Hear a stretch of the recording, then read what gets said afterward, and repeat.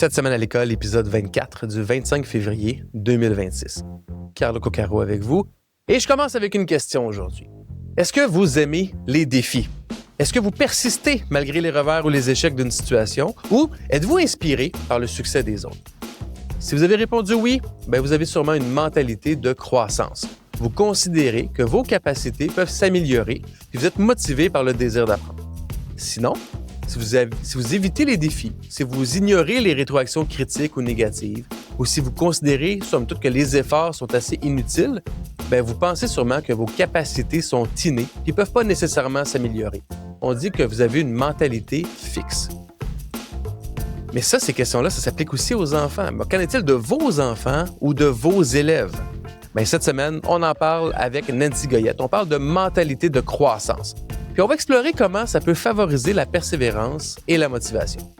On va aussi parler d'école à la maison. Beaucoup de parents se posent la question à un moment ou à un autre, est-ce que ce ne serait pas une bonne idée, avec nos enfants, de faire l'école à la maison?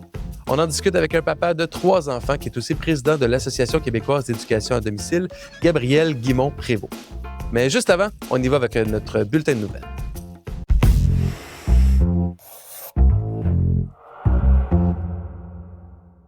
Pour l'épisode d'aujourd'hui, je suis très heureux de retrouver ma professeure universitaire de Trois-Rivières préférée, Nancy Goyette. Salut!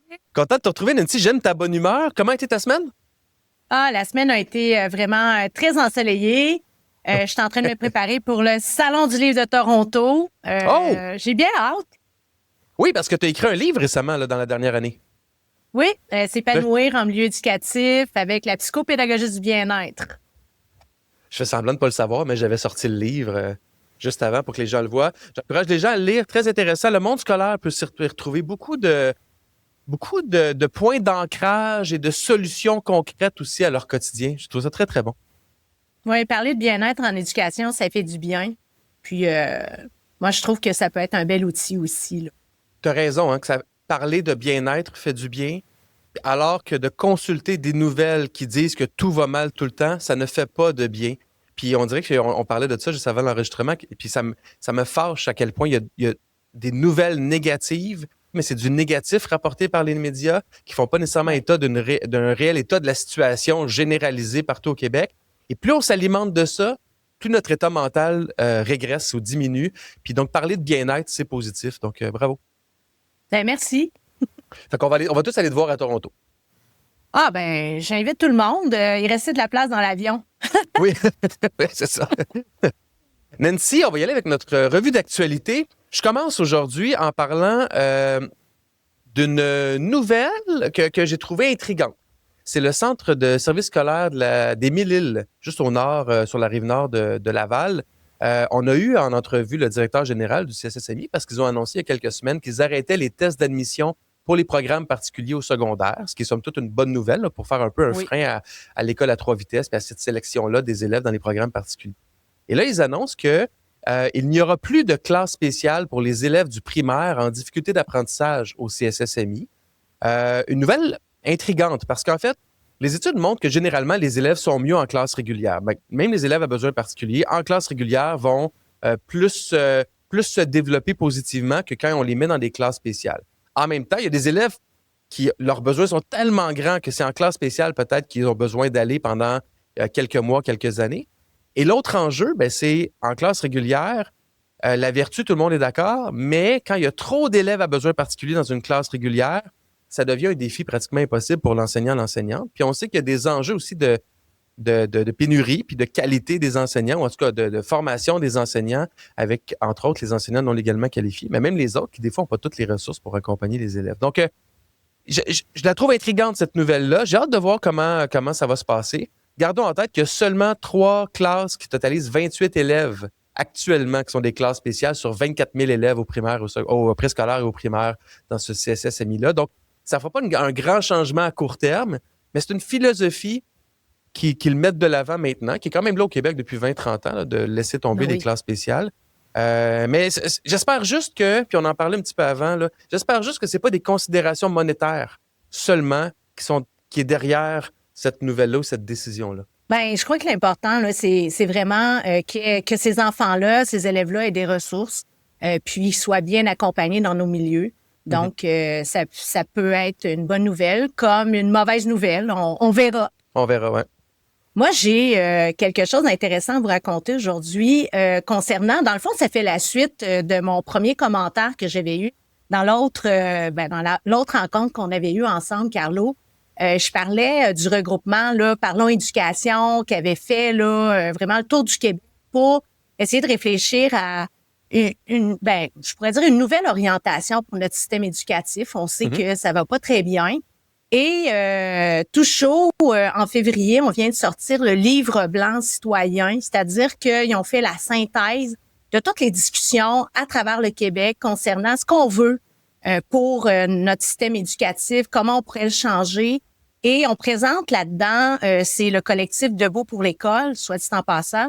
On parle d'orientation qui pourrait alimenter des pistes de réflexion pour changer notre système au mieux pour tout le monde. Des pistes, des réflexions comme tout ce qui a rapport avec la maîtrise du français à l'école, ramener l'évaluation à l'échelle humaine. On sait que c'est important l'évaluation, mais c'est de faire des évaluations qui vont aller dans le développement global positif des gens et non pas que ça devienne un outil qui va s'attaquer à l'estime de soi. Encourager, recadrer les projets pédagogiques. On parle aussi de lever les obstacles rencontrés par les élèves négligés par le système. Donc, on parle beaucoup d'égalité au niveau de notre système, tu sais, qui est perçu à 3 vitesses là, pour l'instant.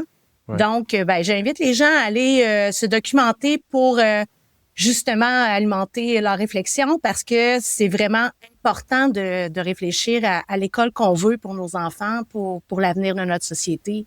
Il m'apparaît évident à avoir des regroupements citoyens comme celui-là, comme le regroupement École Ensemble, comme la Fédération des écoles privées, comme les parents parents d'enfants à besoins particuliers, les parents en général aussi. Tout le monde a une inquiétude par rapport à notre système d'éducation. Donc, il m'apparaît évident, puis c'est leur revendication numéro 4 d'ailleurs, des États généraux sur l'éducation. Là, il est temps que tout le monde, on s'assoit autour de la table, qu'on discute, qu'on s'entende sur des valeurs, qu'on s'entende sur des objectifs, puis qu'on mette en place des stratégies pour y arriver, mais sur une période de 5, 10, 15, 20, 30 ans, au-delà des partis politiques, au-delà de la partisanerie puis des intérêts individuels, puis de se rallier un peu ce que la commission parents a fait là, dans les années 60-70. Mais là, on est 50 ans plus tard, puis clairement, il y a un besoin parce que on le voit, là, ça pullule de partout. Des groupes d'intérêt qui ont des réflexions qui sont toutes valables, mais là, maintenant, il faut mettre ça en commun puis s'enligner sur la direction qu'on veut prendre. Puis ces dernières années, au niveau gouvernemental, on a pris beaucoup de décisions qui n'allaient pas dans le sens d'une gouvernance qui était démocratique. C'est vrai. Et ce regroupement-là, réfléchit là-dessus pour dire, je pense que la démocratie en éducation, c'est plus que nécessaire.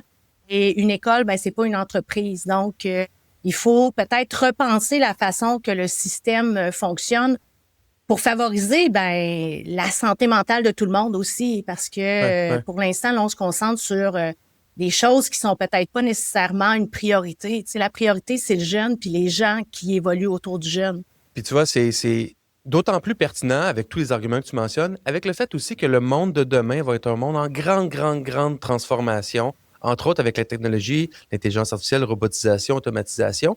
Et la nouvelle que je voulais partager en lien avec ça, qui a un lien en tout cas, c'est le Collège Sainte-Anne à Dorval, qui est un établissement privé qui a développé un deuxième outil basé sur l'intelligence artificielle. Le premier, c'était un assistant à la correction en français au secondaire pour les enseignants. Le deuxième outil qu'ils ont développé, c'est un assistant virtuel pour planifier les cours, donc de planification adapté aux objectifs éducatifs visés par l'enseignant. Je trouve ça intéressant quand les écoles se mettent en mode innovation. Ils ont la chance d'avoir des utilisateurs et de pouvoir tester et d'améliorer leurs idées, leurs solutions en continu avec les profs et avec les élèves. Je trouve ça intéressant. En même temps, on le voit bien, là, une école privée est en mesure de le faire. Bonne chance de développer, d'avoir le temps, l'énergie, les ressources pour développer un outil similaire dans le public. Et ce que ça soulève aussi, c'est cet enjeu-là c'est bien beau avoir des outils d'intelligence artificielle dans certains milieux, mais ça crée des inégalités numériques aussi, potentiellement. Oui. Et ça crée... Le gouvernement a besoin de mettre un cadre de l'utilisation de l'intelligence artificielle. Et ça, c'est en continu qui doit être réfléchi, renouvelé, déployé. On est au début d'une immense vague. Donc, c'est une belle initiative. Je ne crache pas sur l'initiative, c'est très bien, mais c'est un petit quelque chose dans une vague qui s'en vient, à laquelle il faudra réagir, qui sera pas facile à naviguer, cette vague-là. Non, mais l'éducation, c'est un terreau fertile d'innovation. On a les moyens de changer les choses, mais il faut le faire de façon rigoureuse. Puis aussi être critique pour être capable là, de bien avancer dans tout ça.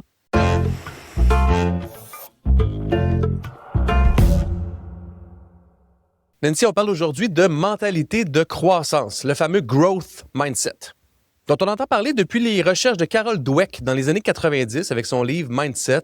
C'est une mentalité qui concerne pas seulement les élèves, mais aussi les adultes de l'école, les enseignants, les professionnels, la direction. Puis toi, tu travailles sur le bien-être en enseignement et l'identité professionnelle. Comment est-ce que tu résumerais ce que c'est un mindset de croissance en 1 minute là, pour tout le monde? Bien, le mindset, là, c'est être capable de gérer des défis pour les personnes. Donc, autrement dit, quand on a un mindset de croissance, on a la conviction qu'on a les capacités, l'intelligence, les talents, et que ça peut être développé pour justement faire en sorte qu'on soit meilleur, qu'on fasse de meilleurs apprentissages. Et ces apprentissages-là se font par l'effort et ça fait en sorte qu'on est persévérant. Donc, c'est vraiment là une façon de réfléchir l'apprentissage qui est un petit peu différente de ce que l'on voit là, dans certains milieux. Donc, c'est pas, si je comprends bien, là, c'est pas juste le fait de dire, mettons, un enfant qui se trouve intelligent, c'est pas ça, c'est de dire, j'ai la conviction que je vais réussir à trouver le chemin pour avancer. C'est pas le fait d'avoir la solution en soi, mais c'est de la découvrir puis de mettre les efforts pour y arriver. Oui. Et aussi de se rendre compte que il y a pas juste l'intelligence qui fait qu'on est bon à l'école, et c'est de changer aussi notre optique, tu sais, par rapport à notre vision de l'école. L'école, c'est pas juste là pour avoir des résultats puis réussir les examens. On a été beaucoup dans cette mentalité-là qui est associée, parce que Carol Dweck, là, pour bien expliquer, elle parle de 2 types de mentalité. On a la mentalité de croissance qui est celle dont on veut parler aujourd'hui, mais il y a aussi la mentalité ou l'état d'esprit figé, c'est-à-dire que il y a des individus qui vont être beaucoup plus orientés vers une approche par problème, ils vont être critiques, ils vont juger beaucoup. C'est des personnes qui vont être déstabilisées si on les sort de leur zone de confort. En apprentissage, c'est comme ça aussi à l'école. Il y a des élèves qui vont être déstabilisés par les nouveaux défis, vont se sentir inconfortables par rapport à ça, tandis qu'il y en a d'autres qui vont apprécier les défis, qui vont vouloir apprendre encore davantage. Donc, c'est 2 types de mentalités qui cohabitent dans une classe. Et c'est important de faire prendre conscience aux enfants, aux élèves, mais aussi aux enseignants et au personnel que ça peut être vraiment une belle façon d'accompagner le jeune à développer une mentalité de croissance. C'est pour ça que la conversation qu'on a aujourd'hui est importante, parce que souvent, on va parler de persévérance scolaire, on va parler de motivation, et on se pose des questions sur pourquoi certains élèves sont persévérants dans l'adversité et d'autres ne le sont pas. Puis la mentalité de croissance est une peut-être des explications de ça. C'est qu'il y en a des élèves qui se disent, c'est pas grave si j'ai pas la bonne réponse, je sais que je vais trouver un chemin. Avec l'expérience que j'ai, avec peut-être le contexte dans lequel je vis à la maison, à l'école, on croit à ma capacité de m'améliorer. Puis il y a d'autres élèves, aussi brillants soient-ils, qui vont être en mode, OK, j'ai pas réussi, donc je suis pas bon. J'ai pas réussi, donc ça affecte qui je suis. Puis on le voit, c'est deux façons de penser différentes. Puis comme tu disais, la deuxième personne, elle qui dit, mon échec dit que je suis pas bon, je peux pas m'améliorer, c'est qui je suis, c'est stressant échouer. Puis ça crée de l'anxiété, puis ça crée, on n'a pas le goût de se mettre dans cette zone d'inconfort-là de l'apprentissage. Non, puis longtemps, on a beaucoup travaillé sur cette zone-là d'avoir des résultats puis d'être bon à l'école. Mais être bon à l'école, ça veut dire quoi exactement? Être intelligent, ça veut dire quoi? Et les travaux de Dweck, c'est vraiment de se dire, on considère l'apprentissage d'une autre façon. L'apprentissage, c'est pas un objectif. On n'apprend pas pour avoir des bonnes notes. On va apprendre, et ça, c'est un processus qui nous amène des fois au succès, mais des fois aussi à l'échec. Et quand on a des échecs, ben c'est porteur, c'est quelque Ouais. chose qui va nous aider à aller encore plus loin. Mais quand on est dans un état d'esprit qui est figé, ben là, à ce moment-là, les échecs, ça devient la fin du monde parce que ça va vraiment avoir un effet sur notre estime de soi. On se sent pas bon. Ouais, c'est ça. Et souvent, ces personnes-là, ces individus-là, ben, ils ont peur du changement, vont dire que c'est de la faute, l'examen était trop difficile. Tu sais, on va essayer là tu sais, on va être toujours dans une posture de critique envers soi-même et envers les autres et de concurrence, quand en fait, on devrait, dans nos classes, puis aussi chez les adultes, là, privilégier beaucoup plus des initiatives collectives et d'encourager tous et chacun dans cet apprentissage-là. Mhm. Donc, il faut valoriser l'apprentissage beaucoup plus que le résultat que l'on attend à la suite de l'apprentissage. Tu comprends? Oui, oui, je comprends. Puis je lisais même un truc dans ma préparation, c'est que c'est pas juste non plus. Oui, il faut valoriser l'effort. Tout le monde est d'accord avec ça, mais l'effort, c'est une chose, mais valoriser l'effort d'un élève qui a mis des efforts et qui n'a pas réussi, ça a ses effets limités. Mais on peut être spécifique dans notre valorisation de l'effort. Hey, bravo, t'es venu me voir quand tu avais une question. Bravo, t'as essayé une nouvelle stratégie. Où là, on peut rediriger justement le focus de l'élève sur le chemin et non juste sur, en fait, le chemin et la stratégie, l'effort et la stratégie, pas juste sur l'effort, de façon à dire, regarde, plus tu continues dans cette voie-là, plus tu vas progresser. Oui, puis il y a aussi l'effet de comparaison. Mais ce qui est intéressant, ce que tu es en train d'évoquer, c'est vraiment le fait qu'il faut changer un petit peu notre façon de voir l'effort et tout ce qu'on va mettre en place face à la difficulté. La difficulté, elle devient un défi, mais ça ne sera pas nécessairement quelque chose d'insurmontable quand on a une mentalité de croissance parce qu'on se dit, ben moi, je l'essaie, puis si ça fonctionne pas, ben au moins les erreurs que je vais commettre vont alimenter justement l'apprentissage pour aller plus loin. Ouais. Tandis qu'une personne qui est dans un état d'esprit figé va dire ah ben là moi j'ai mis des efforts, j'ai pas réussi, ben là ça sert à rien, je suis pas bon. T'sais, donc ben souvent ben les gens Ben, abandonnent d'une certaine façon. T'sais. ben Donc oui. c'est vraiment de focaliser sur l'apprentissage et du chemin, un petit peu comme le chemin de Compostelle. Hein? C'est pas nécessairement se rendre à Saint-Jacques-de-Compostelle qui est important, c'est toute l'expérience qui se vit avant d'y arriver. Ouais, c'est ça. L'apprentissage, c'est comme ça. Si l'école pouvait devenir de multiples chemins de Compostelle, ben ça pourrait être vraiment favorable pour les apprentissages. Et aussi, il y a un autre aspect dont je voulais te parler, Carlo, c'est Vas-y. que ça ferait en sorte de créer encore plus d'égalité entre les élèves. Parce que souvent, dans des systèmes où on va valoriser les résultats, ben là, les élèves dans une classe vont savoir qu'un tel est meilleur qu'un tel. Et là, ça amène la compétitivité. C'est Ouais. pas que la compétition, c'est pas une bonne chose. Mais d'un autre côté, ça va jouer sur le développement de l'identité des élèves aussi, tu sais, sur l'estime de soi et tout ça. Ouais. Donc, quand on travaille sur l'apprentissage de tous et chacun, bien là, quand les gens s'entraident, ben, on devient des personnes qui évoluent ensemble, quelles que soient les capacités, les talents que l'on a ou l'intelligence. Donc, on le fait collectivement. Et ça amène la question. Je pense qu'il y a beaucoup de parents et beaucoup d'enseignants qui nous écoutent qui vont se dire ouais, mais ça, on l'a ou on l'a pas. Tu sais, le jeune, c'est dans son ADN d'être en mode persévérance, puis d'être en mode hey, un échec, c'est pas grave, c'est juste une façon d'être meilleur la prochaine fois. Tu sais, cette attitude-là face aux défis, c'est inné. Ce l'est ou ce l'est pas? Ben non, l'attitude face aux défis va être beaucoup influencée par le réseau social dans lequel on est, puis dans quel genre de message on baigne. Si, par exemple, un enfant ne réussit pas l'examen, qu'il arrive à la maison, puis que les parents ben, lui font sentir qu'il est juste pas bon à l'école, ben, c'est sûr que là, on va beaucoup plus favoriser un état d'esprit figé.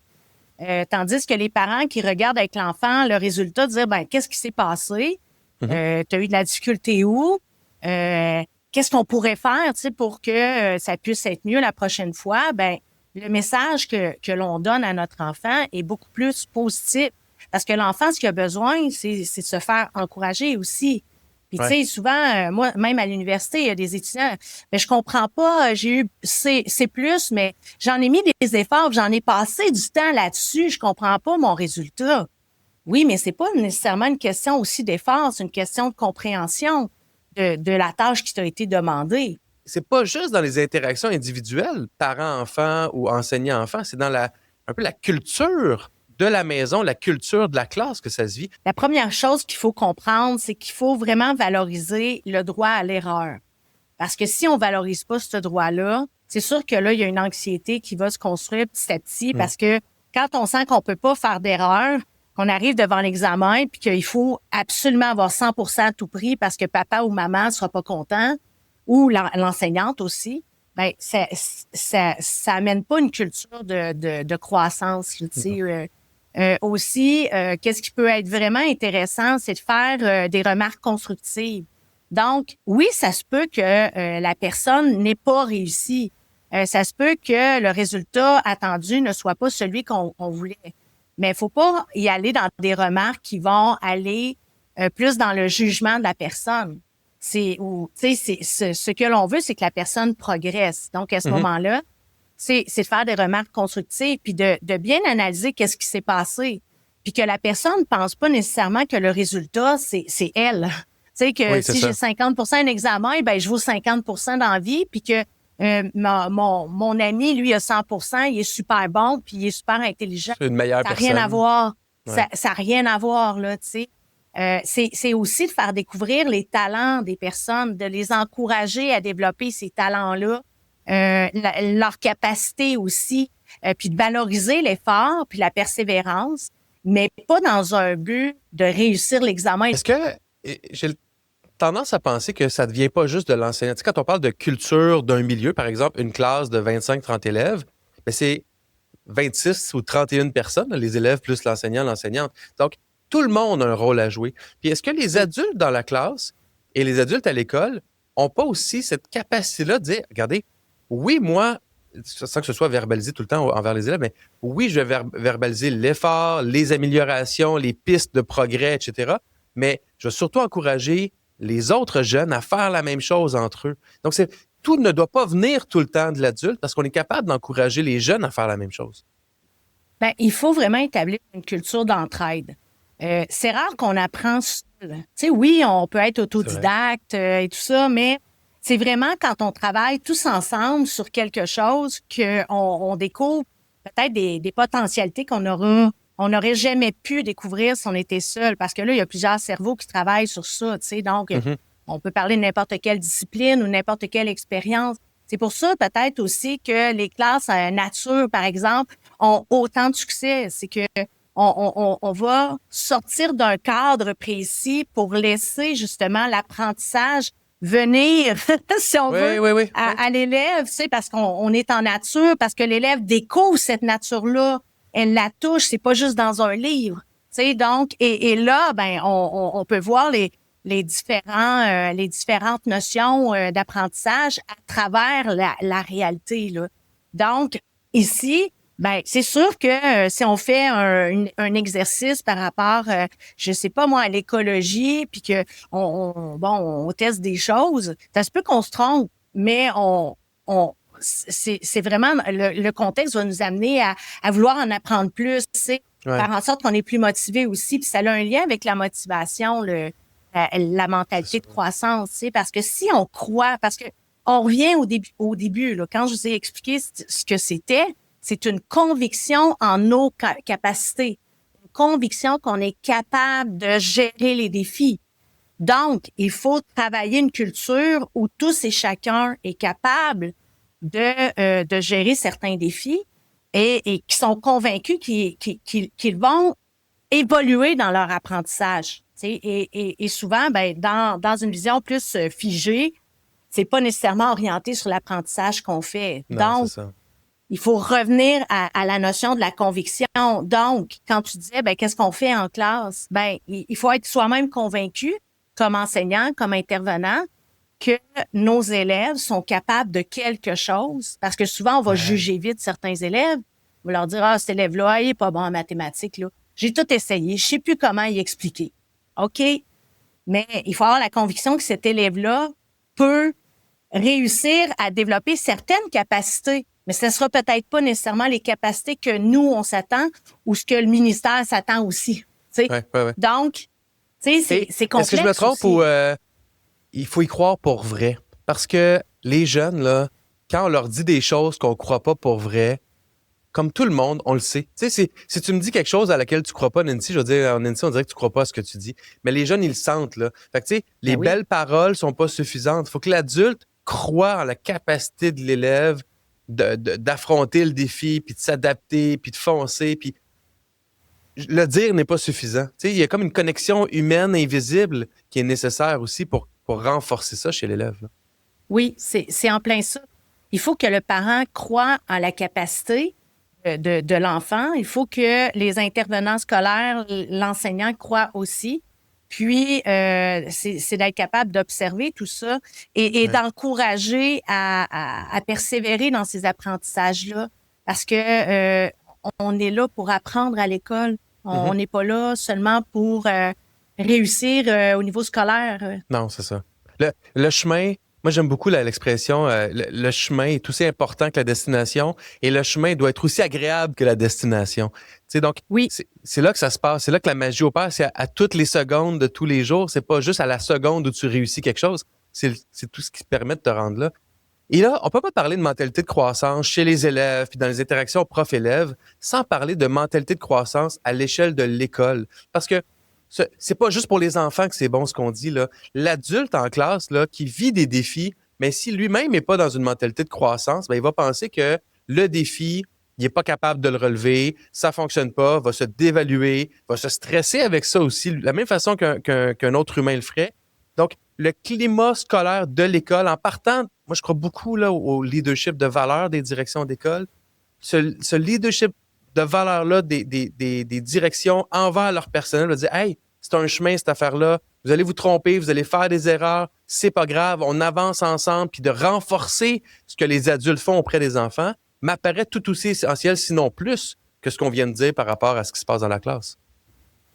puis surtout que quand on parle de l'adulte, bon, c'est une responsabilité partagée et souvent en contexte pédagogique, l'enseignant qui a un mindset qui est figé versus un enseignant qui a un mindset de croissance, bien, ça va quand même influencer la posture pédagogique et ça va influencer ses choix au niveau pédagogique, d'activité, par exemple. Tu sais, donc, c'est quand même assez important de voir que ça peut avoir un effet aussi sur l'apprentissage des élèves que de croire ou d'avoir la conviction qu'on est capable de se développer comme professionnel à l'infini, tu sais, au potentiel que l'on a, ou de te dire, ah ben moi, ben je reste vraiment comme dans mes petites pénates. Tu sais, on a déjà vu ça, là, les enseignants que ça fait 25 ans, puis ils ont la même planification, puis ils changent rien, puis tu sais, on sait quasiment à toutes les années scolaires à quel jour ils vont faire tel examen, là, tu sais, et il y en a d'autres qui vont tellement être novateurs. Et ça, ces gens-là, ben, il faut valoriser ça parce que si eux veulent innover, ben, ils vont le faire pour et avec les élèves. Et c'est ça qu'on recherche. Oui, c'est donc, c'est toujours tendre vers une mentalité de croissance puis essayer de se mettre dans des zones où on est inconfortable parce que on n'apprend pas si on est confortable. On est confortable, bon, et quand on sort de cette zone de confort-là, c'est là que les nouvelles connexions neuronales au niveau du cerveau se font. Parce que là, il faut que notre cerveau il fasse de nouveaux chemins. Je suis pas neurologue, là, mais tu sais, c'est vraiment relié à ça. Ouais. Donc, si on est dans un mindset de croissance collective, c'est que on se concerte dans nos milieux, puis qu'on essaie de vraiment valoriser ça, on va contribuer non pas seulement à l'apprentissage de l'élève, on va contribuer aussi au bien-être professionnel des personnes. Puis, on va contribuer au développement global de chaque personne qui font partie de ce milieu-là. Oui. Donc, c'est Puis, vraiment... ça peut être exponentiel ce qu'on peut faire avec une mentalité de croissance. Puis tu l'as dit, l'apprentissage, c'est collectif, mais c'est la même chose au niveau des adultes de l'école. Hein? C'est de moins travailler en silo, plus travailler en collaboration. Puis ce que ça veut dire aussi, puis corrige-moi si j'ai vraiment rien compris de ce que tu as dit, mais ce que ça veut dire aussi, c'est que, tu sais, quand on vit des difficultés en classe parce qu'il y a des élèves qui ont des gros défis de comportement ou parce que des grandes difficultés dans une matière donnée ou peu importe, si l'enseignant n'est pas dans une mentalité de croissance, ben, il va être en mode, OK, ben, c'est de même, j'y peux rien. Mais quand Oui. on est en mode c'est de même, j'y peux rien, c'est super stressant. Ça rend les journées encore plus difficiles parce qu'il n'y a pas de piste de solution sur lesquelles on peut avoir des poignées de contrôle. On est comme à la dérive un peu. Mais quand on est dans une mentalité de croissance, on se dit, OK, mais qu'est-ce que je peux faire? Qu'est-ce que j'ai dans mon contrôle? Puis on comprend que les enseignants ne contrôlent pas tout. Mais qu'est-ce que j'ai dans mon contrôle pour avoir peut-être un impact positif, pour changer quelque chose qui peut aider? Puis l'idée ici, c'est pas de remettre toujours la responsabilité sur les enseignants, mais c'est de dire, vous avez des endroits, des façons de faire que vous pouvez changer, améliorer, tester, qui vont peut-être faire une différence positive. Et ça amène un état d'esprit qui est diamétralement opposé à celui de « j'y peux rien ». Juste que ce soit au niveau du bien-être et du stress. L'impuissance des personnels en éducation, c'est très palpable présentement, là. Ouais. Puis je pense que dans le discours qu'on a, là, ça a l'air vraiment là, tu sais, un chant de licorne, là, comme on peut appeler, mais ici, c'est des pistes qu'on peut commencer à réfléchir ou qu'on a déjà commencé à réfléchir dans les milieux pour changer, justement, émisser un petit changement, puis c'est à petits pas qu'on va réussir à établir une certaine mentalité de croissance. Mais on évolue tellement dans des systèmes complexes. Tu sais, l'école, c'est un système complexe, une mini-société qu'on peut pas changer du tout au tout. Mais l'important, c'est de conscientiser, puis c'est de se motiver à vouloir initier un changement pour se sentir mieux aussi, puis évoluer dans ces milieux-là. Et quand on est mieux, ben ils vont être peut-être beaucoup plus sains. À ce moment-là, ben peut-être qu'on va faire face à moins d'enseignants qui décrochent ou de personnels scolaires qui sont en détresse psychologique. Tu sais, donc ici, on propose, on donne des stratégies, mais c'est important de le prendre à petite dose, puis de faire quelque chose, puis de prendre le pouvoir agir, comme tu disais, la petite chose que je peux faire. Puis c'est bien parfait, parce que si tout le monde fait la petite chose, à un moment donné, ça va devenir une grande chose, je pense. Oui, absolument. Et je pense que c'est ce qu'on vient de faire, une grande chose. On a embrassé le défi, Nancy. On a relevé les obstacles. On a fait quelque chose, c'est pas parfait, mais on sait qu'on est rendu meilleur maintenant. La prochaine fois, prochain épisode du balado, j'invite les gens à nous écouter parce que ça va être vraiment bon. Nancy, merci beaucoup d'avoir été là aujourd'hui. Ça me fait plaisir.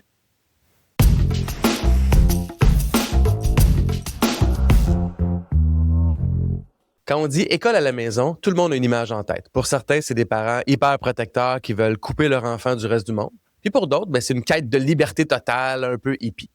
Mais la réalité du terrain en 2026, c'est pas mal plus complexe et probablement un petit peu moins extrême que ça aussi. Puis pour nous aider à mieux comprendre cette réalité-là qui touche près de 9000 enfants au Québec, je reçois un père de 3 enfants qui n'ont jamais mis les pieds à l'école, mais il est aussi président de l'Association québécoise pour l'éducation à domicile, l'AQAD, Gabriel Guimond-Prévost. Gabriel, merci d'être là. Merci pour l'invitation. Gabriel, je l'ai dit, tu es président de l'AQAD, mais tu es un gars de gestion. Ta femme, ou en tout cas la mère de tes enfants, elle est éducatrice spécialisée. Tes 3 enfants ne sont jamais allés à l'école. Qu'est-ce qui a été le déclencheur pour faire l'éducation à la maison? Bonne question. Ça a vraiment commencé, nous, quand on a commencé à être parents, on a été proche, je dirais, de tout ce qui est éducation positive et tout ça, parentalité positive. Donc, c'est quelque chose qui est venu nous chercher. Notre objectif en tant que parents, c'est d'avoir une bonne relation avec nos enfants, de passer du temps avec nos enfants. Mais quoi de mieux après ça que d'essayer l'école à la maison? Et l'essayer, c'est l'adopter. Donc, ça a très bien cadré dans notre aventure familiale. On a souvent l'image, je le dis en introduction, un peu extrême des fois, là, tout dépendant de nos expériences, mais quelque chose, un rêve hippie ou peut-être même une volonté de surprotection puis d'empêcher que nos enfants côtoient tout ce qu'il peut y avoir de négatif à l'école. Mais c'est quoi la réalité concrète là, de vos membres à l'AQAD par rapport aux raisons qui poussent les parents à faire l'éducation à la maison? Si je pourrais le résumer en un mot, puis après ça, je vais l'expliquer parce que ça serait un peu léger un peu simpliste, un mot. Ouais. Un peu simpliste, c'est ça. Mais ça serait vraiment flexibilité. Ça serait vraiment flexibilité du rythme, si je peux en rajouter un deuxième. OK. Ouais. Ça serait vraiment flexibilité et rythme. Donc, autant pour le rythme de la famille, le rythme de travail de tout le monde qui a changé un peu avec la COVID qui est arrivée il y a déjà quelques années. Donc, ça permet d'avoir un rythme qui est différent pour la famille en entier. L'autre aspect au niveau du respect du rythme du jeune, ben c'est l'aspect où on peut le faire difficilement à l'école, c'est on n'a pas tous le même niveau en français ou en mathématiques, par exemple. Ben, l'école à la maison peut permettre de pousser davantage, par exemple, en mathématiques ou en français. Si le jeune a plus de défis dans l'autre matière, ben, on peut aller plus vite dans l'une, moins vite dans l'autre, ce qui est très difficile à faire en niveau scolaire. Est-ce que, un peu comme dans ton cas à toi, puis dans les exemples que tu nous donnes, cette volonté-là de flexibilité, de liberté, de parentalité positive que tu as nommée, est-ce que c'est aussi une forme un peu de peut-être de rejet de ce qu'on pense que comment ça se passe à l'école de quartier? Non, je pense pas, parce que tout le monde a un respect sur l'école. Tu sais, la majorité de nos membres sont eux-mêmes allés à l'école. Tout le monde est pour la vertu. Ici, là, on veut tous que les jeunes réussissent. C'est juste que de notre côté, nous, on veut le faire autrement. Parmi les critiques qu'on entend parfois de l'éducation à la maison, on va avoir la peur du manque de socialisation des enfants. Parce qu'on sait, on dit l'école, c'est un milieu de vie. Nos enfants côtoient dans une classe une vingtaine, 25 autres élèves. Dans une école, 2, 3, 400, 1000 autres élèves. Donc, c'est vraiment une vraie communauté. On apprend beaucoup de choses dans cette socialisation-là. Est-ce que c'est pas un argument contre l'école à la maison? Ça peut, oui. Je te dirais qu'on l'entend même très souvent. Moi, je trouve que l'école amène une socialisation qui est un peu non représentative de ce qu'on va vivre plus tard dans le monde du travail. Ce que je veux dire par là, c'est que dans le monde du travail, c'est rare que tu es installé avec 30 personnes de ton âge et tout ça. Mais quand on est en école maison, justement, on va travailler avec moi, mes filles plus jeunes apprennent des plus vieilles et vice-versa. Donc ça ressemble beaucoup plus à ce qu'on obtient au niveau du travail, d'apprendre des plus jeunes, d'apprendre des plus vieux, de travailler ensemble. Ça, je pense que c'est le genre de relation qu'on voit davantage dans le milieu du travail plus tard que ce qu'on fait dans une salle de classe, finalement. Puis au-delà de ce qui se fait dans une même famille avec 1, 2, 3 enfants, puis je lisais dans vos statistiques d'ailleurs, 47% de vos membres comptent 3 enfants ou plus. Donc, c'est souvent aussi des familles plus nombreuses dont un exemple fonctionne bien. Mais qu'est-ce qui est fait par les familles pour, entre autres, favoriser la socialisation, mais en dehors de la famille? Il y a beaucoup de groupes qui vont finalement venir travailler ensemble sur certains sujets. Donc, des parents qui ont des skill sets, des compétences différentes. Donc, qui vont se regrouper ensemble. On a quelqu'un qui est peut-être plus fort en sciences, une autre personne qui est plus forte en français, etc. Après ça, on peut faire on peut partager ces connaissances-là, faire des petites présentations aux jeunes, les faire travailler aussi pour qu'ils présentent des choses dans lesquelles eux ont eu de la difficulté pour donner des trucs aux autres. Donc, de ce côté-là, il y a vraiment un beau partage de connaissances qui peut être fait, encore une fois, qui ressemble beaucoup à ce qu'on va retrouver dans le monde du travail plus tard aussi, là. Gabriel, une autre crainte que moi j'aurais, en tout cas, c'est est-ce que je suis vraiment capable d'enseigner à mon enfant? Enseigner, c'est un métier, c'est 4 ans d'université. Comment on fait pour s'assurer que les enfants apprennent correctement ce qu'ils doivent apprendre dans l'éducation à la maison? Ben, il y a beaucoup de ressources qu'on peut utiliser, de tutorat aussi pour les matières où le parent est moins à l'aise. Fait que ça, c'est la première chose. Il y a des outils qui sont disponibles. Puis le deuxième aussi, c'est que le parent sera jamais en position nécessairement d'évaluation avec le jeune. Je veux pas aller trop loin dans toutes les étapes qu'on doit passer au niveau de la direction de l'enseignement à la maison ou la DEM, où on est suivi via le ministère. L'objectif du parent va être toujours de faire avancer son jeune. Puis sinon, au niveau de l'évaluation par la suite, il y a d'autres critères qui sont mis par-dessus. Donc, mais prenons quelques minutes pour en parler, parce que une des craintes que la société a, je pense, de façon globale, c'est de dire, parfait, vous avez le droit de faire l'éducation à domicile, mais on veut s'assurer que l'enfant progresse, on veut s'assurer que l'enfant atteigne des seuils minimaux et que ce soit pas aussi une façon d'exclure l'enfant de la société parce que, par exemple, il serait peut-être en situation de maltraitance à la maison. Donc, l'État a quand même le devoir de protéger les enfants. Qu'est-ce qui est fait par le gouvernement pour encadrer, ou quelles sont les obligations légales d'encadrement quand un parent fait l'éducation à la maison? Donc, je peux passer rapidement toutes les différentes étapes, puis j'ajouterais même juste en prélude à ça qu'on a le plus d'étapes au Canada au complet. Fait que si je compare avec les autres provinces canadiennes, c'est vraiment le Québec où il y a le plus d'encadrement au niveau de l'école maison. Okay. Fait que prenons le cas classique allons pas dans les cas où je veux sortir mon enfant au mois de février. Là, c'est une autre histoire. Fait que prenons un cas. Nous sommes au mois de juillet et nous voulons commencer l'école maison pour la prochaine année scolaire. Donc, en premier, il faut aviser le centre de service scolaire et la direction de l'enseignement à la maison. Donc, c'est littéralement un petit formulaire, c'est très simple. Le nom du jeune, son année de naissance, sa date de naissance, le nom des parents. Très, très simple. Ici, c'est de la paperasse en bon français. Ouais. Ensuite, on a jusqu'à la fin septembre pour faire un plan d'apprentissage. Donc, tout dépendant où est rendu votre jeune, au primaire, au secondaire, tout dépendant de l'endroit où il est rendu, on a certaines matières obligatoires qu'il faut faire. Donc, français, mathématiques, anglais langue seconde, ou l'inverse si votre enfant est étudiant en anglais. Et les autres matières qui tournent autour, donc univers social si le jeune est au primaire, sciences et technologies, ou les autres là si le jeune est rendu au secondaire. Donc, pour chacune de ces matières-là, il faut dire qu'est-ce qu'on va réaliser comme activité et quel matériel on va faire. Fait que c'est quand même assez complet à ce niveau-là. Ah ouais. C'est pas laissé au hasard, là. Oui, exactement. Puis après ça, il y a deux autres étapes qui sont assez similaires que je vais traiter un peu en même temps. Il y en a une qui est faite d'ici la fin du mois de février. Là, on est pas mal... j'allais dire qu'on était pas mal dedans, mais tout dépendant quand ça sort, c'est pas super pertinent comme commentaire, fait qu'on va enlever ce morceau-là. Donc c'est ça. On a deux autres éléments à couvrir. Je vais les couvrir en même temps. Donc, c'est le bilan de mi-parcours et le bilan de fin de parcours. Donc, okay. Dans les deux cas, il faut dire où est-ce que notre jeune est rendu pour chacune des matières, finalement. Est-ce qu'il y a une progression qui a été vue par le parent dans ces éléments-là? Et ce qui arrive aussi pas mal en même temps que le bilan de mi-parcours, c'est une rencontre avec une personne ressource de la direction de l'école à la maison. Donc, ça peut être une rencontre via votre outil de téléconférence préféré, de visioconférence préférée, ou à la maison aussi. C'est quelque chose qui est possible.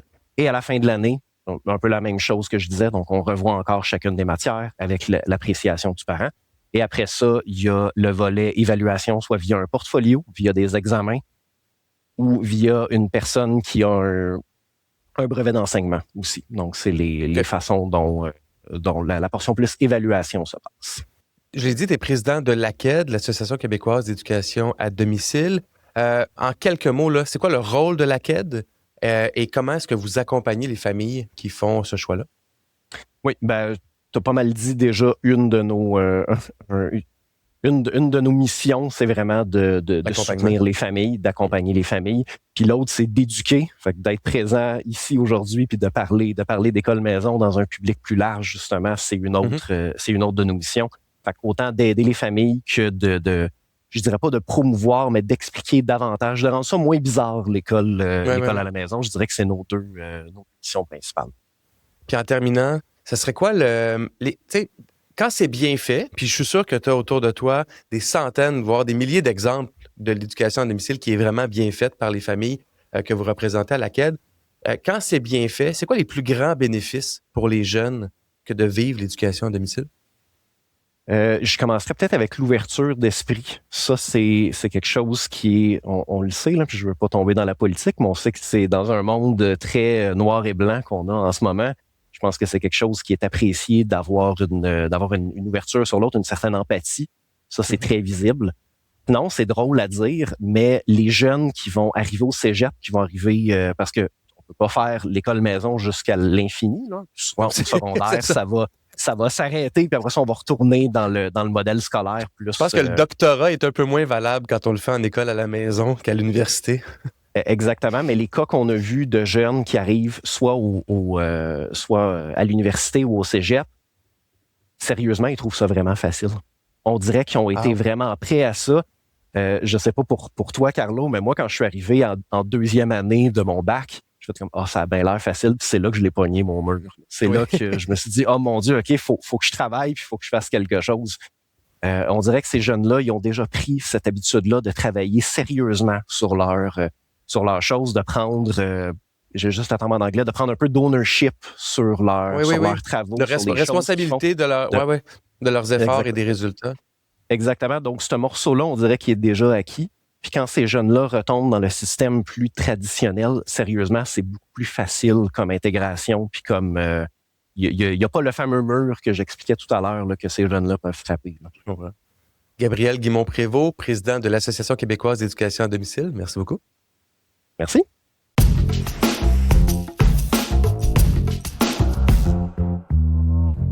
Voilà, c'est tout pour cet épisode de Cette semaine à l'école. J'espère que vous avez apprécié. Merci à ma co-animatrice Nancy Goyette. Prenez soin de vous, c'est la relâche bientôt. J'espère que vous aurez des moments pour vous reposer, pour passer évidemment surtout du bon temps en famille, profiter des dernières heures de l'hiver, j'espère, et du début du printemps. Et on se revoit dans 2 semaines après la relâche pour un prochain épisode de Cette semaine à l'école. Bye tout le monde.